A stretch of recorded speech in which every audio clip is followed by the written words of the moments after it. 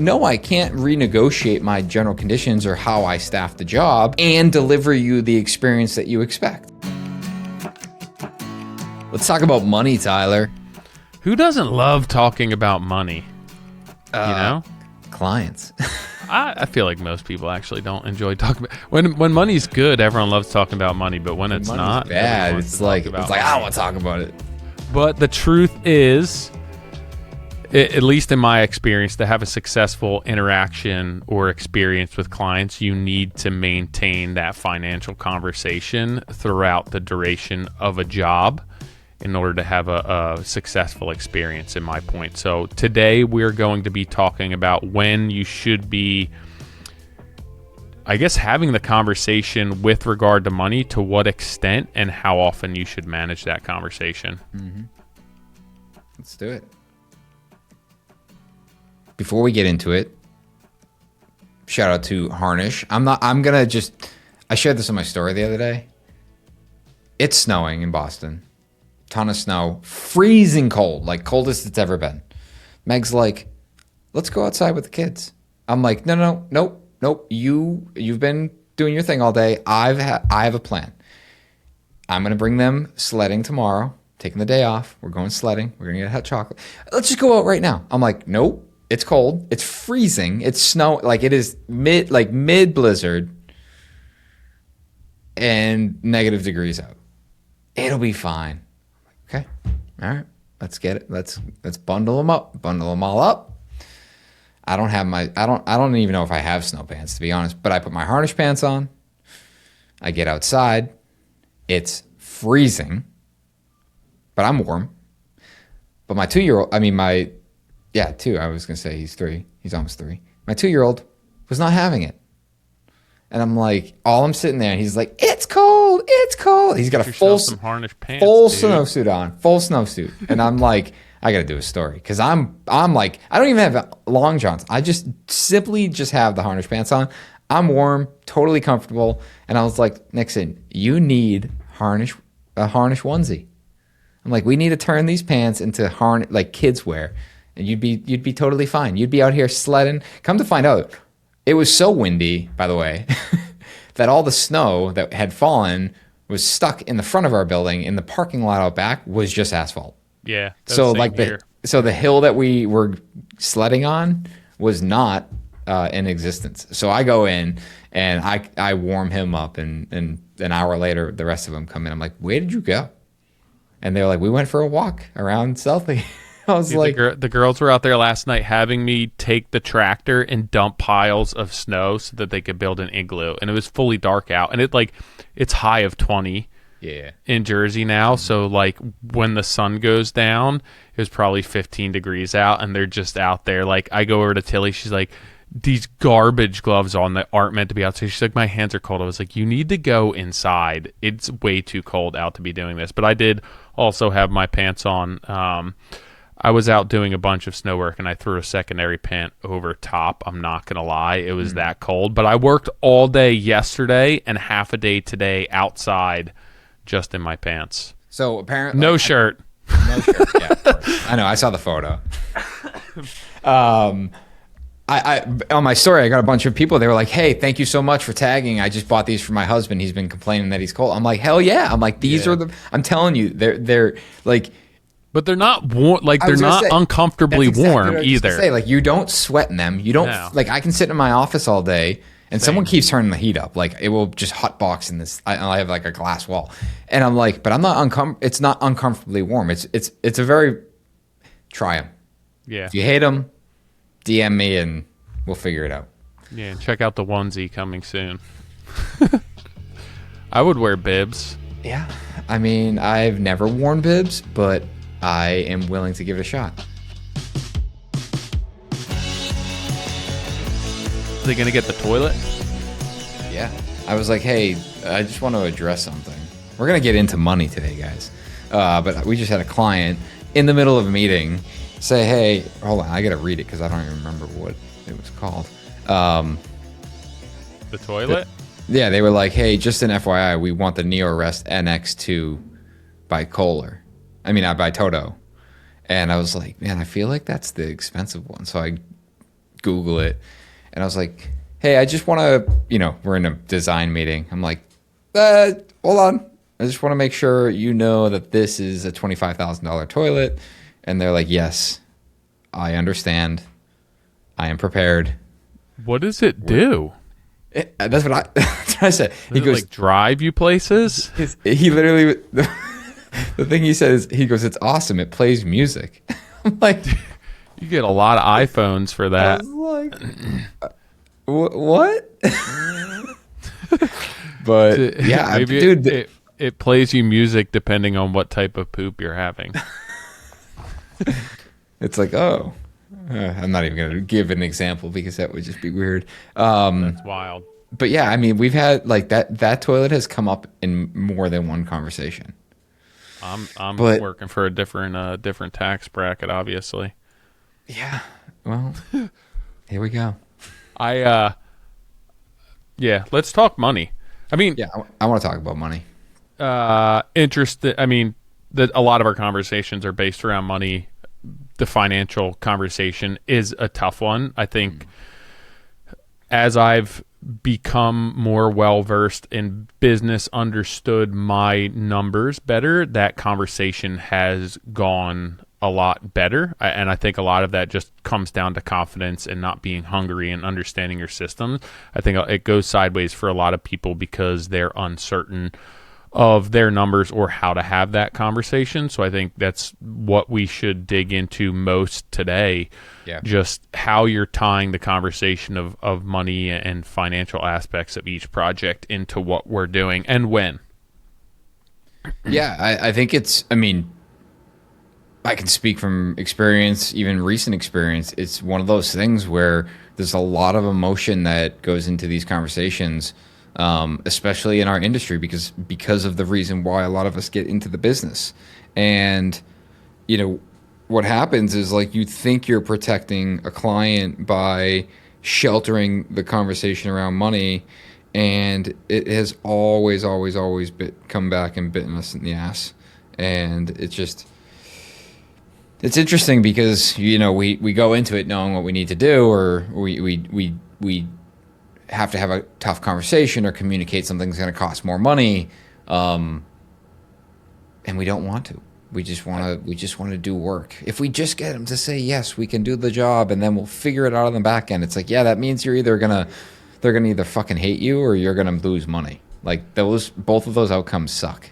So, why do you think, and I think a lot of it has to do with being small business owners, but why do you feel that we either have or fall for the emotional trap with regard to money when it comes on projects? Because, like, as a business, right, we should just be considering this all simply transactional. But I think that there's an emotional aspect to it, right, whether it's the clients or us, that controls so much of the narrative. Well, I think, I mean, we could summarize this entire conversation around confidence. And it's not even that you have confidence in being able to communicate it. It's that you're confident enough to have that conversation in the sense that what you're stating is factual. You hold on, because I just saw this on my screen when I did the thumbs up and, like, my face went blurry. Yeah, dude, Zoom. I apparently I throw thumbs up a lot in Zoom, and now, like, the thumbs up emoji, like, flies by my screen. I'm like, I gotta shut this off. Like, I don't need anyone else telling me. I don't need anyone else telling me that I'm putting too many thumbs up. But I saw that when we were on a CCS meeting with you. Yeah, but I thought you like turned it on. Nope. Turn that. I have to turn that off. But, like, we have a project right now. Unfortunately, ran into some change orders. I mean, a change order, like, went through demo, found a ton of structural issues, and, on one hand, like, I'm hypersensitive. Like, this sucks. Like, I don't want to go back to the client and tell them, it reminded me of when you uncovered all the rot on that project. Yeah. It's like, I don't want to tell them that this project is more money because, we've worked so hard to basically make sure we've hit the budget that they wanted us to hit. And now we're basically going to have a conversation when we're 3% through the project, letting them know that it's blown up. Yeah. And that's a super tough conversation. And I think going into it, we have this understanding like this is going to be a lot. And then once we figured out just how much it was, the emotional aspect plays in. But I had a conversation with them the other day. I'm like, at the end of even if I don't mark this up or charge for supervision, like this is my hard cost on it. Like this is like, and we have done everything we can to the point where, we were asking additional consultants to look and verify like, hey, this is legit. Like you really need to do this. And it is the fact. And it sucks because like, it feels, and depending on the client, like they can make you feel as though like this is your fault. You should have known, you should have communicated better. And all those, like, I've done enough projects where like that has been immediate blame. You should have told me sooner. You should have known going into it. You should have at least prepared me for it. And, and I can look at all our notes. I can look at all our AI recordings. I can look at all the prep. Like we all knew going into it, like this was a risk. There was a specific conversation, like, and this is every project, not even just this one specifically, but there was specific conversations about like, what if this happens? And, and for me, I spent, the week thinking about like how do we screw this up? Like, how do we communicate better in the future? Like, what could we have done differently? And it's like, yeah, sure. Like we could have been better about, communicating the risk. We could have like, raised our hand and said like, hey, just an FYI, here's worst case scenario. But the problem with doing that is like, then you start instilling fear. Yeah. And it's like, and if, and one could argue, it's like, yeah, but at least they would have known like the potential downside. It's like, sure, but what if that downside didn't even exist? And instead it's, I'm developing this thing right now for our company, but also for you guys listening to the podcast, where it's kind of, the understanding of expectations. And part of it's going to have to do with renovation, where, there has to be this kind of start, pause, reassess through like the interior demolition of a renovation. Do you think that your employees or whoever's running the job has the same weight on their shoulders when they run into these things? Well, the same, no, but I think the employees that are good and like know what the hell they're doing, and like bought into, the bigger picture, like there's definitely weight on their shoulder. Yeah. I think I said this to one of my guys this morning we were talking about kind of just like having anxiety about your job, or like feeling like, feeling, what's the word? But like feeling as though they're not, he's sick, so he feels as though he's not, putting his best effort in. Yeah. And I'm like, yeah. He's like, I know you understand. I'm like, no, I do understand, but frankly, I appreciate the fact that like you feel that way. I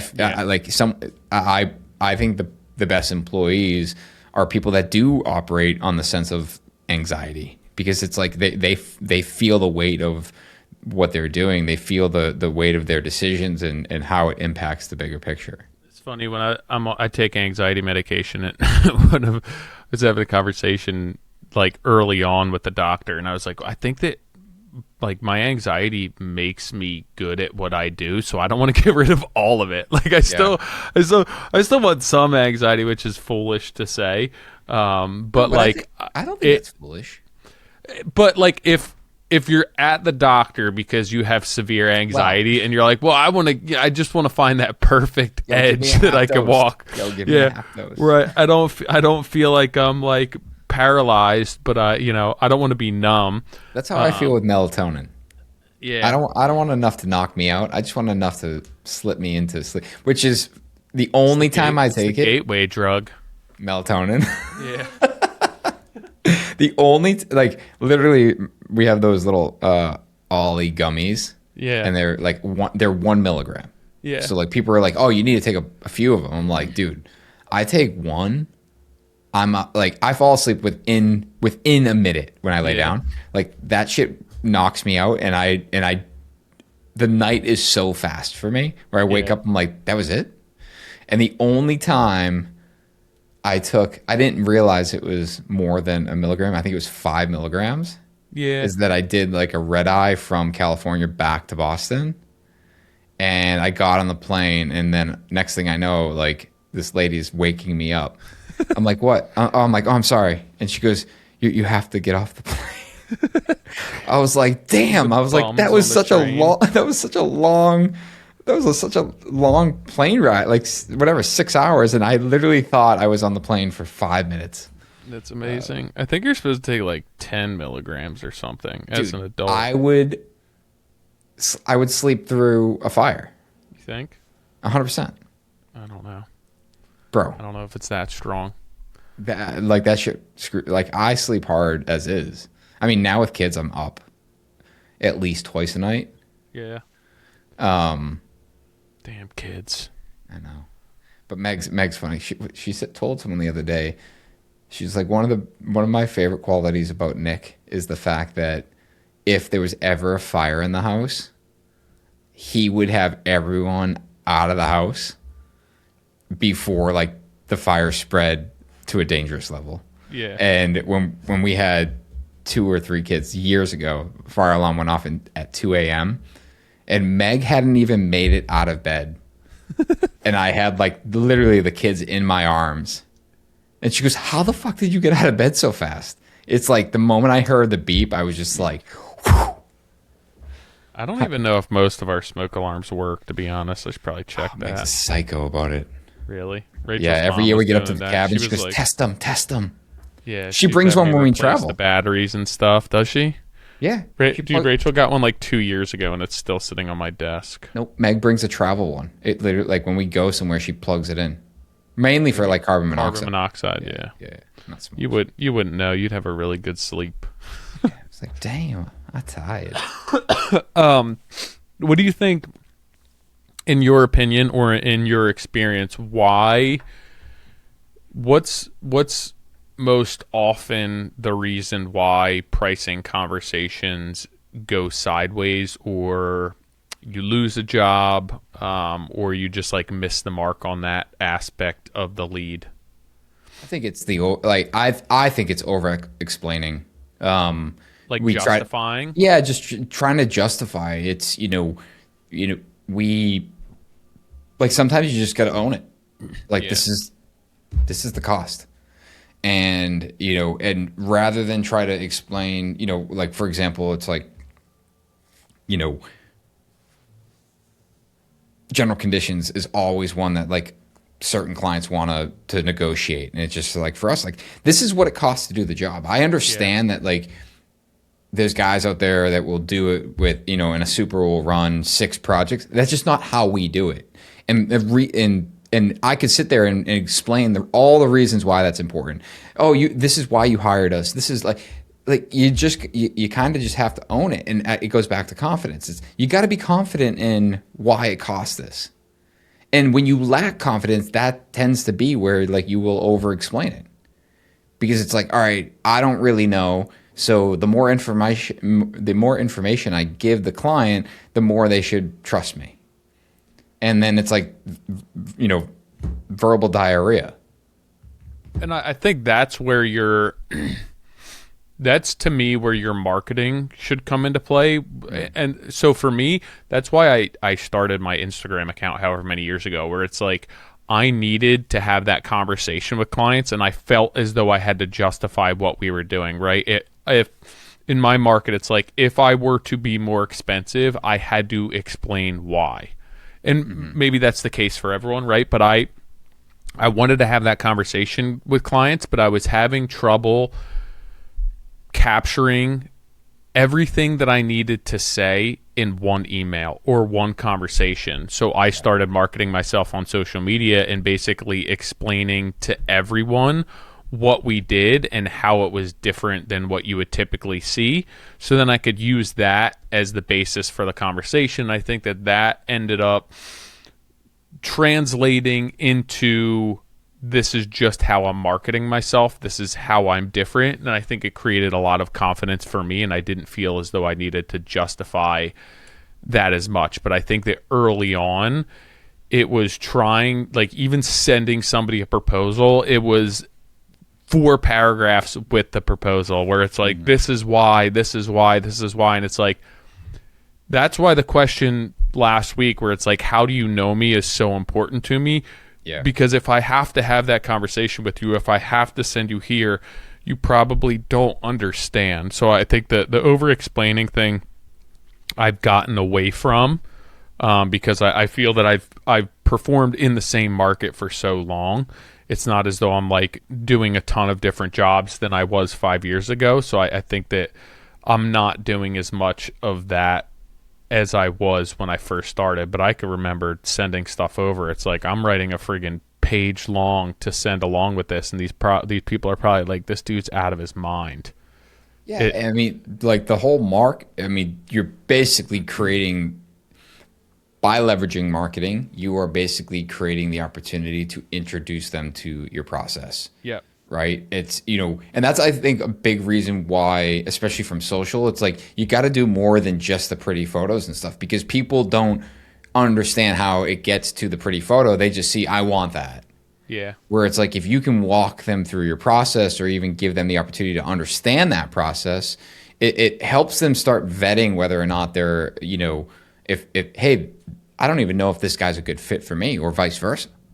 And this whole podcast is going to be about, we're talking about money. Like, that's a big reason why we started communicating, like, hey, our minimum is this, and this is typically what our projects are, to get people to get over that threshold, because we just know that, like, we don't fit into a certain price bracket. Our process doesn't work. And if we're going to be marketing, like, we might as well get to that as quick as possible to save you time and to save us time. Yeah. So do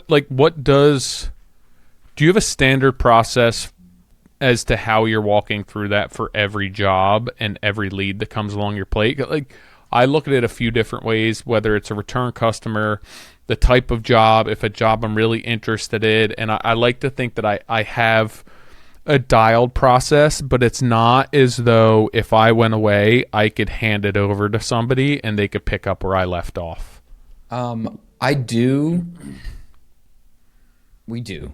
I have all of this mapped out I call it like our client journey. And that includes when someone reaches out to us and how to answer questions and how to vet whether or not they're a good client, like we talked in the last episode, and then have the conversation around budget. And basically, it's written out in a way where it's like, here's our minimums. Do you fit within that bracket? And if they do, like, great, green check mark. If they're wildly off from that, okay, red X.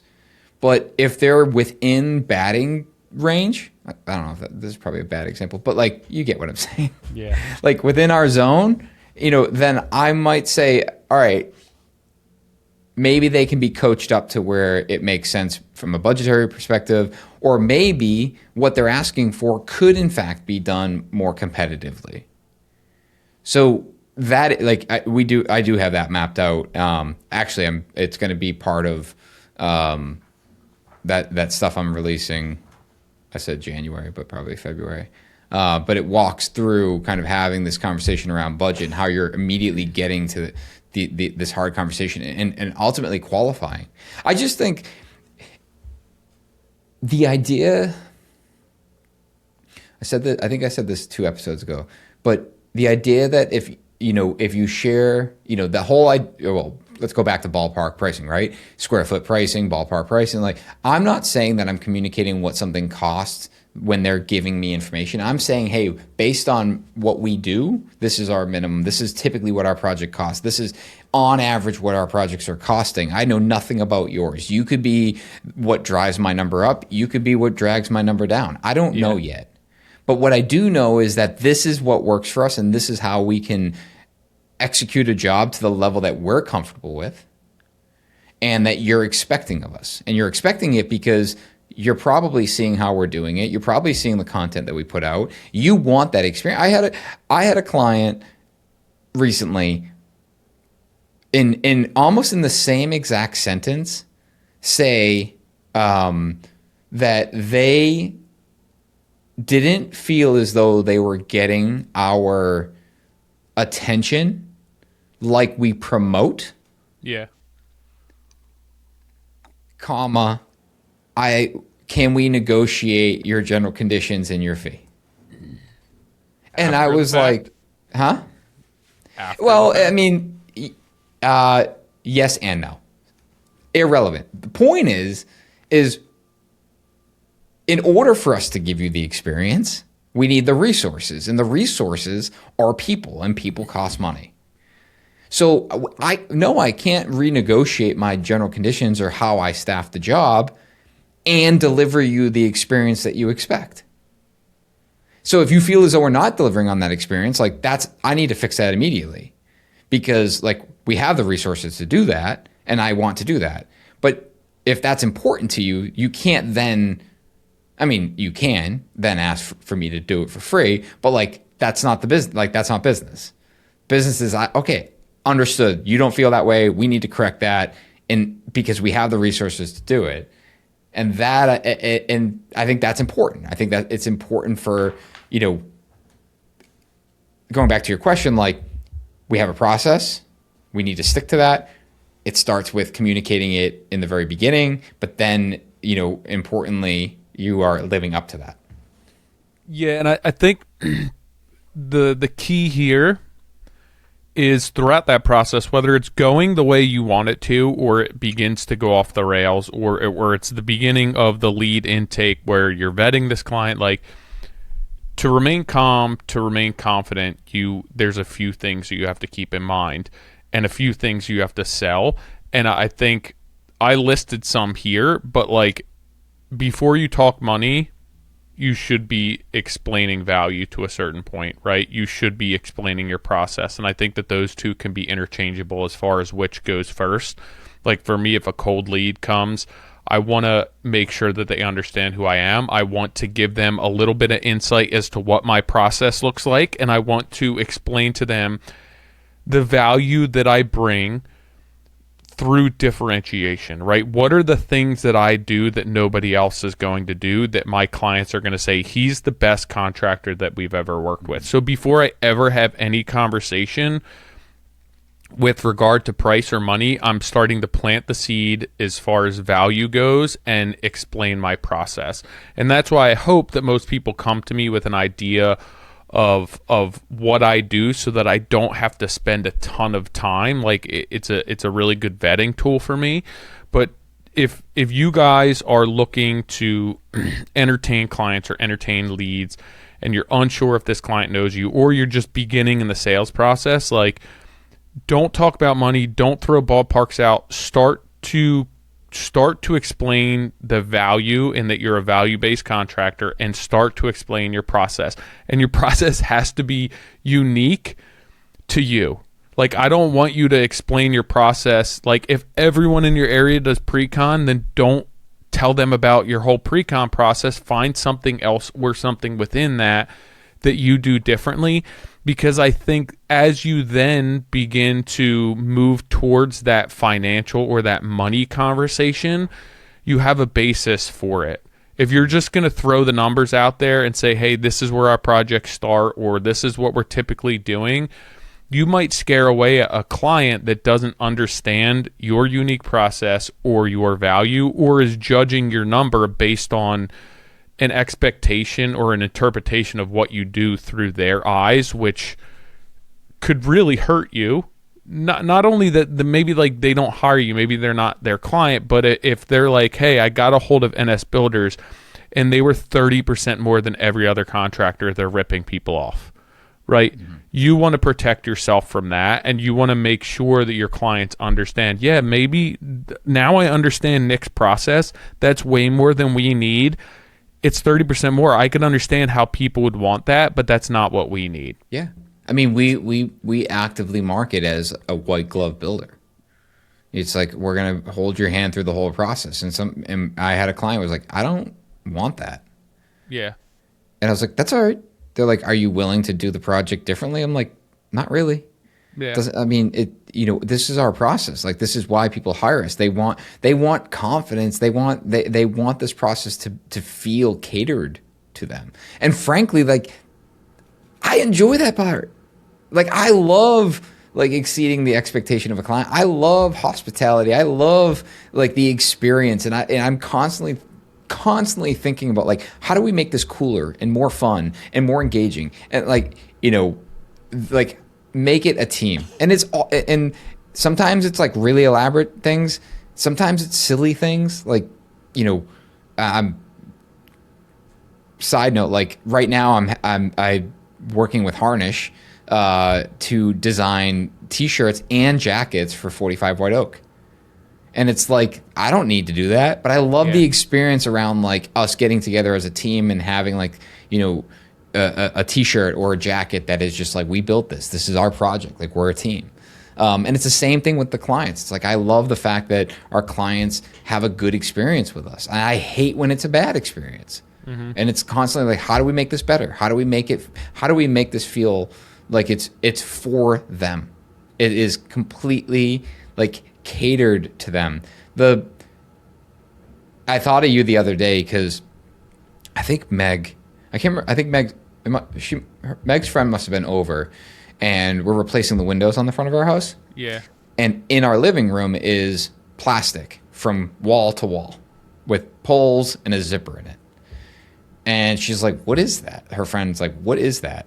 And like, oh, we're doing the windows. And she's like, but why is there like a sheet of plastic up? She goes, so they can work on the other side. She goes, what? And Meg was like, didn't you just do your windows? She goes, yeah. And she goes, did they not put plastic up? She goes, no, my house was a mess. Yeah. And also Meg's like, probably freezing cold. It was they did it during the summer. I didn't do it. They didn't do it when it's literally -4 degrees out. Yeah. Meg was like, wait, what? I'm like, Meg, this is the difference. Yeah. This is what people don't understand. And when they get the taste of that, they're like, I would have paid for that. Like, I'm still vacuuming dust out of my white couch. Dude, the thing is crazy that like that is the standard for what we're doing, but that you become so disillusioned to that living in the world that we do, right? We speak to a lot of really great contractors, a lot of really great builders, people who really want to do the right thing, and you forget that like we're a really small percentage of the big picture, and it's not like that everywhere. Like, I grew up working for my dad, and he just didn't do things the way that I do things. And that's probably a big reason why I do things the way I am now. Mm. But I remember as I started working for different people and being like, oh, they put that down before they go inside, or, oh, they vacuum at the end of every day, or, wow, they have a legit house vacuum for vacuuming carpet. Just little things that I started to realize where I'm like, oh, you can do this. And then obviously it's getting paid for all of those things, because I think the protection's one thing that took me a long time to be able to capture within my price. But yeah, like if you aren't selling value and you aren't doing a good job of communicating what you do and how it's different and your process to clients, they're going to be focusing on what they want to, or what's important to them, or what they want to hear. And it's typically not going to be the things that you need to do the job right. So like a million ways to be able to sell. When a client comes to you, like, we're a price-driven industry. People always want to know the price, whether you work for the people 100 times, and like, yeah, price is a certain aspect of that, but you have to realize that like if Nick does a job and I do a job and we sell a $25,000 toilet, that price is going to be the same regardless what contractor you go to, right? Mm-hmm. The amount of labor, if it's the same scope, is going to be the same. Like, generally labor costs here or there, it's close. So it comes down to Nick's processes and my processes and how they may be different, right? Are we going to spend more time on certain aspects of that job? That's where a job can really change. And you have to be able to communicate that to your client. So for me, it's like, if I don't want a client to focus on price, or if I'm not selling price and I'm selling value, then what conversation am I having with that client to make sure that they're focusing on those things? Am I leading with the price conversation? Am I leading with, hey, let me explain a little bit more about ourselves, right? So for me, it's not It's not about the finishes that we're using. It's about the execution. It's about the site cleanliness.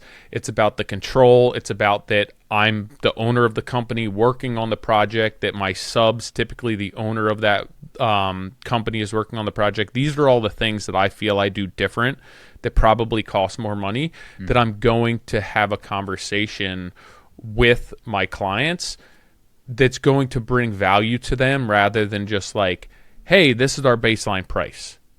So like, you have to understand how to be able to sell the value that you want to, whatever sort of value you want to bring to the table. You have to understand how to sell that so that your clients aren't coming to you just focusing on the number that's at the bottom of the page. That's a part of it, but like it's not all of it. I'm going to sound like a dick for a minute, because recently I had this thought, your comment about like differentiating yourself by putting like the plastic sheathing and the protection and like and communicating that, and like the fact that that is such a big difference to the way we do things and the majority of people don't.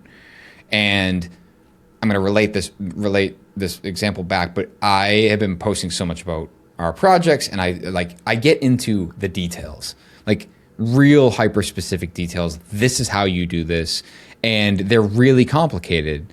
And the other day I was looking at this other builder who basically, I was watching the details come together on their job, and they were walking through. I'm not going to name names because I am being like a rude asshole here, but it was just shit. Like the details weren't great, and I'm like, how can I be putting out like, here's how you execute this detail, step by step. This is how, like, this is, and then see the end result. I'm not patting myself on the back here. I apologize if it's coming off that way. But my point is like, this stuff exists to the point where people can see exactly how to make the process better and do a better job. That no one wants to. And you could do, hey, here's how you properly protect the site. This is my differentiator. I'm 30% more. No one else is going to do that. And that, like, to me is weird, because it's like, I guess the disconnect for me is like, I am such of the mindset of like constant improvement. Yeah. And I forget that there's a spectrum of other personalities. Like some that, hey, I'm good. I'm doing what I do. I don't need to be any better. My clients are paying me. I don't give a shit if their living room gets clean. I'm going to get my check and I'm going to move the fuck on. And it's like, yeah, but I know, but like it takes 2 hours, and like it's actually going to make your job better. And it's like, or hey, here's how you make this detail. Just think about this before you frame this. This is how like you can make this look so much better. It's like, no, I'd rather just let it come together the way it comes together. I'm like, guys, like, why aren't we all seeking like greatness or seeking the opportunity to improve? And I struggle with that understanding, but the reality is like that, there's few people that actually want to do something better than what it typically is done. I also like, I don't know if there's really anything wrong with that. That's not who I want to be, and that's not what I want to be doing. But I don't necessarily like, there's a lot of different colors in the box of crayons. I don't know, like, just because people do things a different way, if the clients don't have an issue with it and that's what they're paying for and they don't necessarily care, I don't know if it's wrong. Like, I think charging for something and then under executing, or charging for site protection and then doing a really shitty job of it, obviously that's wrong. Mm-hmm.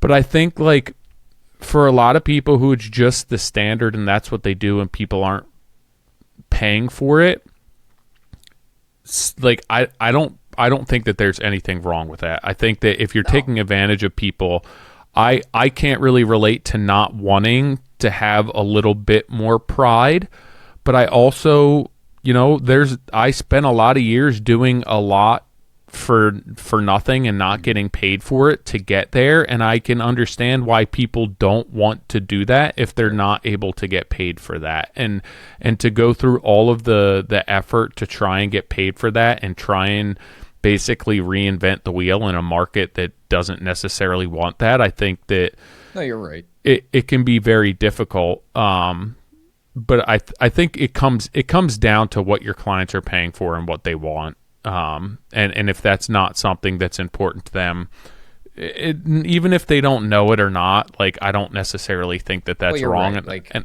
Her friend would have, like, if they were like, oh, 30% more, we'll put plastic protection up, they would have been like, no, we'll save the money. Yeah. And then deal with the consequences. I mean, I think it should be a standard, but there's no sorts of standards. But I don't know. I think it comes down to understanding your market and what you can get paid for and everything else. But I mean, I do think that we should be doing the best that we can with the budgets that we have, and bringing respect to our trades and everything else, and not being flat. Like, the bare minimum, you should be putting plastic up and zip walls. Like, it's easy enough. It takes such a short amount of time. I think that you should be doing that, but I don't know. That's a tough conversation. But as far as, like, even that conversation to me is like, I'm going to have that conversation about site protection before I talk about money at all with my clients. I'm going to have the conversation about, here, let me explain to you what our process is before I even have that money conversation with them. And I spoke about this. I recorded our separate midweek, but I spoke about one of the things that I prefer to do when I'm giving somebody a budget for a job to protect myself, and I don't know what you do exactly, maybe I do, but I give somebody a baseline cost where it's like, you're going to get into this job for $75,000 and it's going to go up from there. So, like, I'm not capping that, or I'm not giving them really even a range, because I want to protect myself. And so my baseline, what I'm giving people, once I explain the value, like, my first baseline cost that I'm giving people is a number that I feel I can do the work that I want to, whether it's the site protection, whether it's the details that I want to execute, the materials I want to use, a baseline for getting into that. And so I'm going to say, okay, like, this job's going to start in the $75,000 range, and it could go up from there. You could spend 2x that if you want, but I know with my baseline range that I'm going to be able to, if the people are like, we want the bare minimum, I know that I'm going to be able to execute a job that I'm proud of for that number. So that's how I'm basing those first early on, whether you want to call them rough numbers, ballparks. I'm giving them a baseline that I feel that, like, hey, my kitchen start here. This is the price to do a bathroom. This is the price per foot to do a built-in. Just a baseline that I know I'm protecting myself, and I'm not putting myself in a corner that it's like, well, you said this was going to be between 75 and 100, and now we're at 120, right? So, like, if I tell them 75 and that's all they want to spend, like, their program is just managing that 75, I sure as hell can manage that job to make sure we hit 75. Yeah. If I realize that, hey, now that we're seeing it happen, we do want to add this, we do want to add that, and I understand they're good with spending more money, then, like, yeah, it can go up and over that, but I want to at least protect myself with that first number I throw out there. I love that, because, like, we talk a lot about anchoring too low, and what you're saying is, like, basically anchoring too high, where it's like, don't put a cap on it, because they could triple that.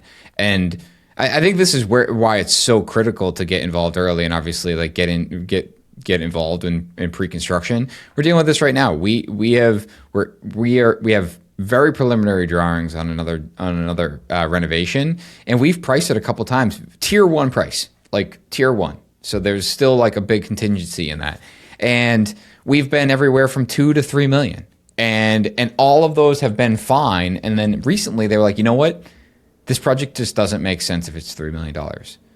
I'm like, all right, let's pause. Are we killing it, or do we need to pivot? And they're like, well, we really want to be $2.5 million. Like, that's our max.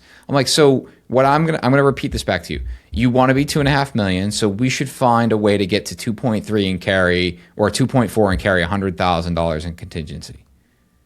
Yeah, that sounds like a good toilets.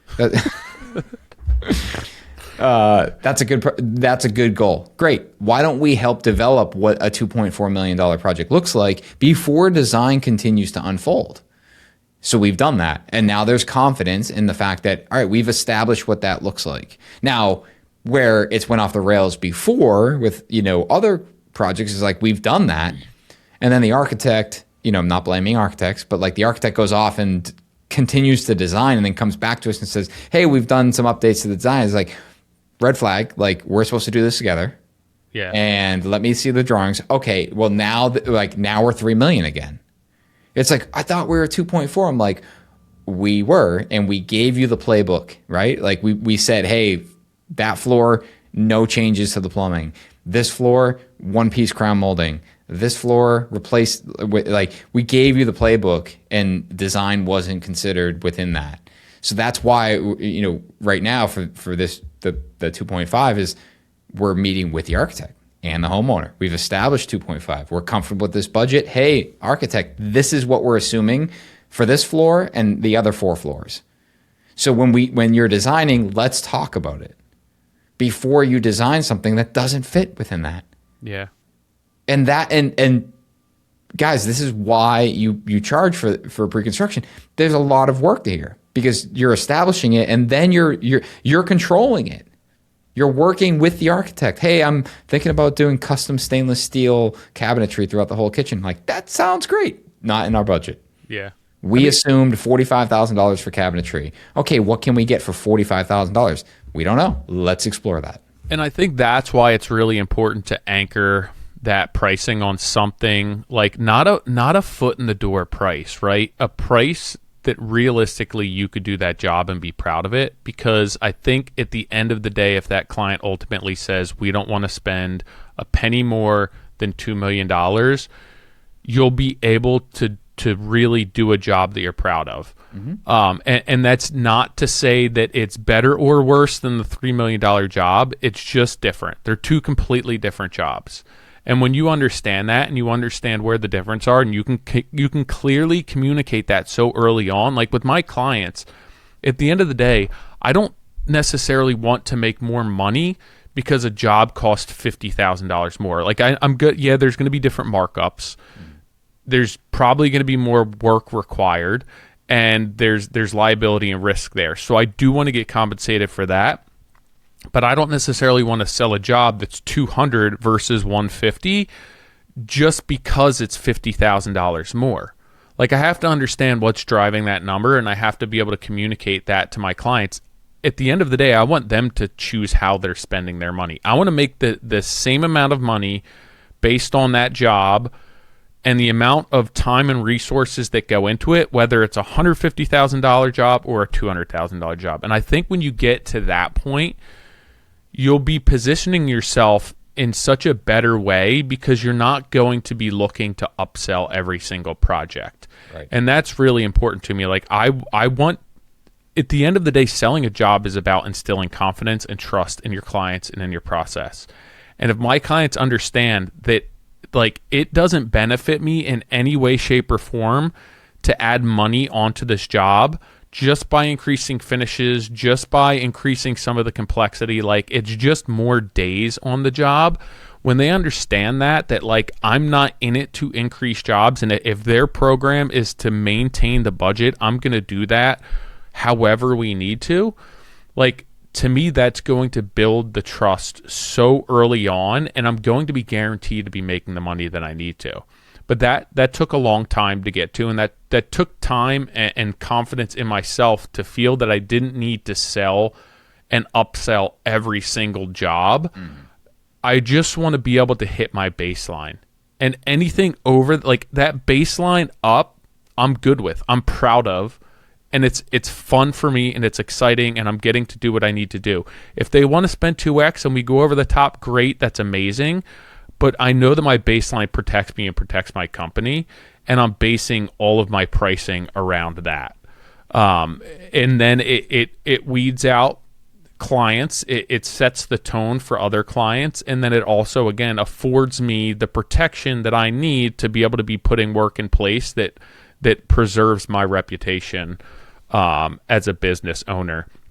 And then I also don't feel like people don't think you're taking advantage of them. I don't feel that you have to justify everything when a client says, hey, we want to now, like, instead of keeping that bathroom the way it is, we want to redo it, and we're going to live here a long time, and we want a barrier-free shower, and we want to move it to over here. Like, to be able to have the conversation, well, okay, I understand that's going to be X amount more. I'm fine with you doing that or not doing that. That decision's up to you, instead of me being like, oh yeah, that'd be great, let's do that. I did one of them before, like, they're amazing. No, I'm going to give you all of the information that you need to make an educated decision that's best for you and your program. And to me, that's a lot of the value that I can bring my clients, not overselling them, and basically explaining to them that, like, whatever numbers we throw out here, at the end of the day, it's your money. You're going to spend it how you want. It doesn't behoove me for you to spend more money than that or less money than that. I'm just here to put all the pieces in play. Yeah, and I think the sooner you're able to get through, like, that barrier of trust, right? Like, they gotta trust the process. They gotta trust you. But I said something, and I've brought this up a lot. It's like, they want to know that what they're at. Let's go back to the $2 million example. Like, show me that you can build me something for $2 million. Like, just show me that you can do that, because that's what I'm asking you to do. I'm not asking you to price a design. I'm asking you to show me that I can build that you can build me a $2 million project. Now, it might not have everything that they want, but they need to understand that you have the ability to get to their goal.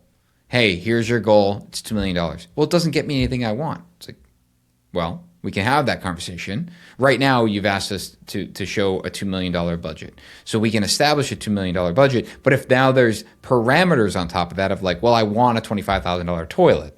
It's like, that's fine, but that is not factored into our $2 million budget. If you want it to be, that's okay, but I need to find $24,000 in something else to apply to my $1,000 line item. Or what can you build me for $2 million, right? Sure. Like, what's my standard? And again, what's your baseline for $2 million? What can you give somebody on the lot? Right. Like, there's got to be parameters that you have that you can get somebody for that $2 million. Yeah, and getting them to understand that process and how you're getting to the $2 million as quickly as possible is ultimately what is, like, builds the trust. And then, more times than not, a client will then spend more money.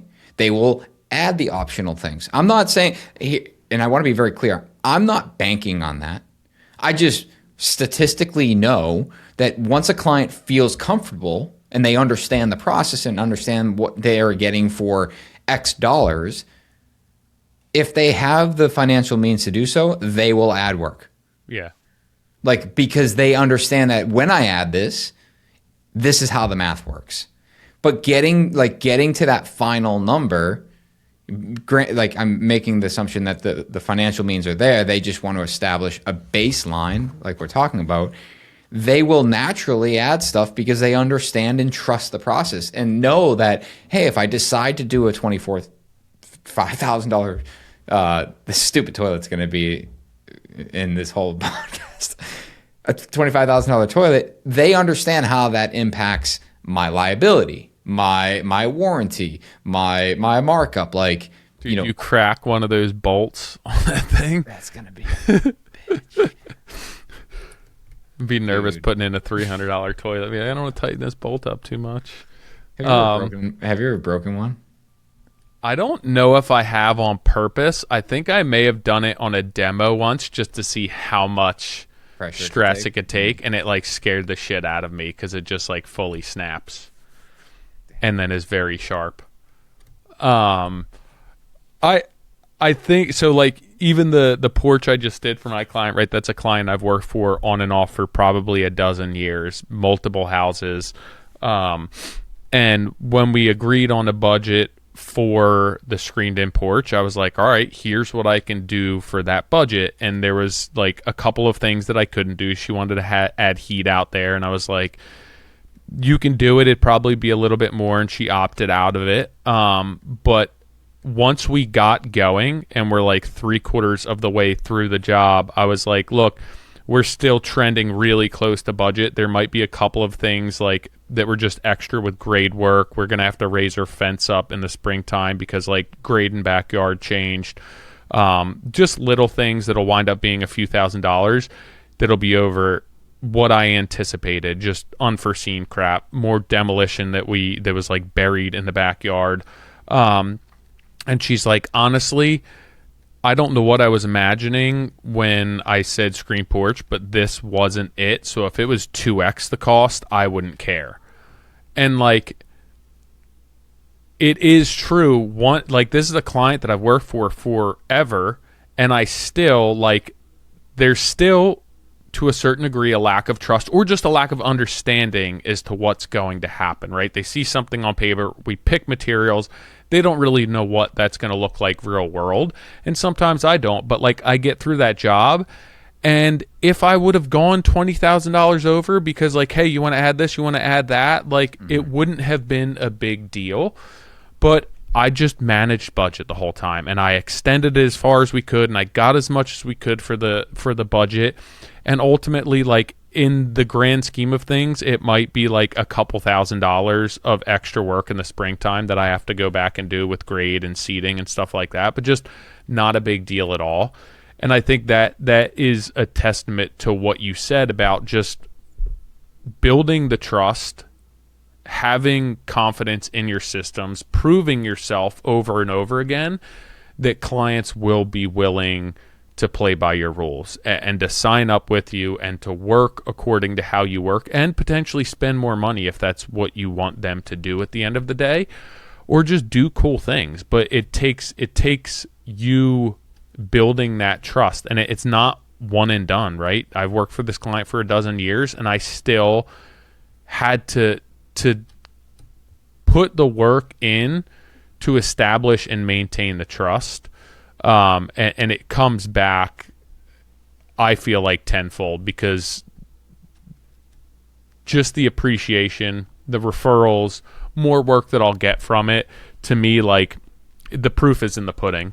But at the end of the day, I think that for all of you listening, you need to have some sort of process. You need to understand when you're going to introduce the financial conversations, and there's what I do may not be right for you. What Nick does may not work for you, but you need to understand your system, and you need to know how to introduce that. And like, if you listen to the midweek, I discussed how when I feel that a client doesn't know how much a job's going to cost, I will start sprinkling in just some hints as to what they could be getting into, right? Where it's like, hey, I did a job like that, and the materials, the finishes on that were X amount alone. Just to give them an idea, like without saying, hey, you're at $100,000. If I can tell you that the finishes cost $45,000 or the cabinets cost $80,000, I'm not giving them the price of the whole job, but I'm setting the tone for what they may expect. And there's all different ways to introduce, to build the trust, and to give some clients some insight as to what something may be without putting yourself in a corner that you can start to introduce. But to me, it's having that conversation early, like not first thing, but early, to start to build the trust and to understand your client's needs and what they want. And then if it works for you as well, continuing to have that conversation with regards to finances every couple weeks. Like, it starts at the beginning, and it's with you the entire job, but you need to have there's really difficult conversations, but there needs to be touch points, financial touch points, from lead intake through closing that job out, minimum every 2 weeks. Yeah. I want to share a story where we failed pretty miserably at that financial touch point. Before I do, in the show notes below, there's a link to join our newsletter. make sure you click that link and join. When we release an episode, we will we will send you guys the show notes, everything we talk about today, with actually some actionable steps that you can take. We're finding that there's a lot of value here right in your inbox every single week. But the only way to get that is to join the newsletter, completely free. So there's a link in the show notes. Otherwise, head over to moderncraftsman.co and you can click on the website, join our newsletter. We were building a house, and we had an interiors package come back that was a complete change to the whole project. And I had instructed my team, hey, take the time necessary to price this. And it took, it was 6 to 8 weeks, I think, like to get all of the pricing back from our trades. And it was a monster number. And we ended up having a meeting with the client, and the client was upset with us, was like at a loss for words, basically felt as though they lost our complete trust. And I'm like, dude, how did we get here? I mean, we spent all this time making sure it was super dialed, like all the pricing is here. They knew that they changed this, and it wasn't the fact that they knew that. It was the fact that rather than when we knew we were going to be substantially over, instead of communicating that, we decided to double down and make sure that our numbers were super accurate, rather than having the conversation of like, hey, FYI, this is probably a monster number. Mm-hmm. Before we get to this emotional meeting of like, this is how much it cost, 6 to 8 weeks later, we have to touch base right now and set the expectation. Because you have to remember, a lot of not every client, most clients don't know that what they're doing is adding cost, and more so how much cost it's adding. Yeah. Like, despite how well you communicate, despite how dialed your contract is, like, clients still have expectations that some of this stuff is just a swap. And in this case, it just wasn't. And ultimately, we were able to pivot and value engineer things, and I ended up making some concessions based on like complete emotion in the job. I felt responsible, and we looked internally like we need to be faster. And faster doesn't mean like how quickly we get to an accurate number. Faster in the sense like, hey, before we get to a super accurate number, we think that this might be $100,000. Are we okay with that? Yeah. Yeah, we're totally fine. Great. We'll keep going. No, absolutely not. If this is $100,000, then we need to pivot and reconsider everything. Okay, good to know. Like, that way we're not wasting anyone's time. And I think, speed of, like, again, going back to confidence, right? Like, knowing that it's going to be a monster number, having the confidence to be able to communicate that to a client, that's going to build a lot more trust than spending weeks pricing something and coming back and potentially blowing up the project. And I also think that like those conversations to me are important to either have in person or on a phone call. Like the conversations where there can be a lot of emotions involved, although extremely difficult for me, that's where it's like that job that we ran into all that rot. It's like every time that we ran into something significant, it was like, I'd like you guys to come to the job tomorrow so we can walk this and explain it to you. And that like I can comfort you as need be, but also just be straightforward with you. Mm. And like, do you know how much no, at this point I don't. Like, I'm gonna take today, wrap my head around it, and I'll come back to you with a couple of options, what I think. We'll put a few days of worth of work in place, you know how much that's gonna cost, and then we'll have a better idea as to the extent of it. But just having those conversations with people, like that's not a text message for me. A lot of times that's not even email for me. Like when you have those large emotional decisions or news to drop on somebody, to me, that's like, how would you want somebody to do that to you? And then obviously document it in writing, but understand that there is an emotional aspect to all of this for people. I will say the other piece of advice to end on is the more frequent you have meetings and keeping them up to speed, the less emotional it becomes. Yeah. Because rather than showing up and calling and say, hey, can we talk? Like, no one wants to get that text. Yeah. Or that call. It's like, now I'm prepping for the worst.